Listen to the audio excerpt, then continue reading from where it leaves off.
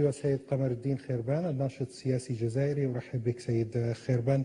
بداية، ما هو أثر هذه الملاحقات القضائية لرموز النظام السابق على الحراك والشارع الجزائري؟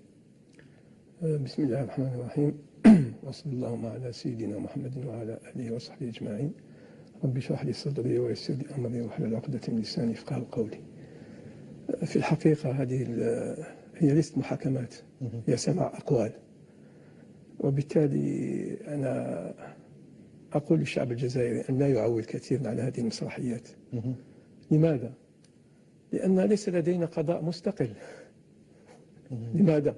لأن ليس لدينا دولة قانون، دولة شرعية، ليس لدينا دولة شرعية، وبالتالي كيف تكون محاكمات عادلة ومحاكمات، وإنما هي مناورات من طرف أجهزة المخابرات لتحريف مسار الحراك الشعبي ولشق الصف فيما بينهم، لا أكثر ولا أقل. ولكن قائد الأركان قائد صالح تعهد بأنه سيكشف عن ملفات الفساد الكبيرة، وبالتالي ألا يعطي هذا ضمانا لهذه المحاسبة أو المحاكمات المستقبلية؟ الشعب لما خرج طلب شيئا واحدا، وهو تغيير النظام والذهاب إلى انتخابات حقيقية، انتخابات نزيهة شفافة، ينتخب الشعب من خلاله مسؤوليه، ولم يطالب أصلا بمحاسبة أي واحد، لأن محاسبة هؤلاء لابد أن تكون لما تقوم دولة القانون.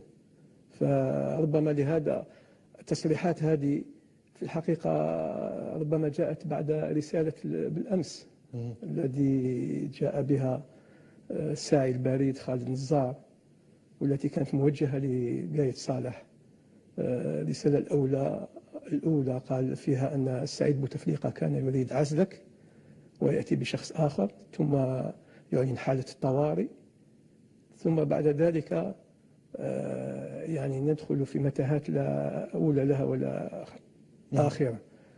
والرسالة الثالثة التي قالها خالد نزار أن كل قيادات الجيش متابعين في المحاكم الدولية، وهذا بمثابة تهديد مبطن للقايد صالح. إن لم تمشي في الخطة ربما تكون أنت كذلك متابع قضائيا من المحاكم الدولية. وبالتالي لهذا نفهم أن ربما الذي قاله اليوم هو قال لنذهب إلى انتخابات في أقرب وقت ممكن، ولم يقل في 4 جويلية.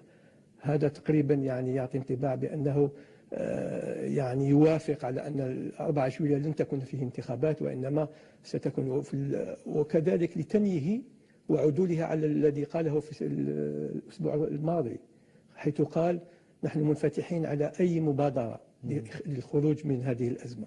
وبالتالي نحن ننتظر ما هي الحلول الآن.